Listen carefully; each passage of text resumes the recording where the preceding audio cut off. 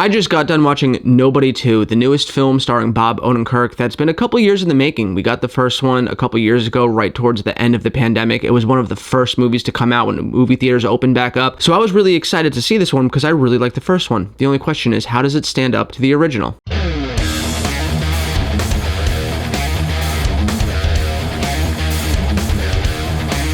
Welcome back to my channel at The Movie Optimist, where I try and find the silver linings in even the worst of films. As I said, I just got done watching Nobody 2, and I'll say this right off the bat. If you're looking for more of the same compared to the first one, it's pretty much a reskinned version of the first one, where in the first one, Bob Odenkirk was playing a retired assassin that was drawn out of retirement because he saw a bunch of bad people doing bad things, and because he can't fight his violent tendencies, he decided to solve the problem that he was seeing with violence, which led to a lot of really bad people coming after him and his family. And in a lot of ways, he's a lot like Batman meets Joe Goldberg. And if you don't know who Joe Goldberg is, I'm sure you know who Batman is. Joe Goldberg was a very popular Netflix character who was a serial killer. And at the start of every season, there was like 5 seasons, he would try really hard to leave that life of murdering people behind, but he just had these urges to murder, and he would justify it by killing people that were bad people. He was a way more cruel and sadistic version of Dexter from the show Dexter with Michael C. Hall, where these urges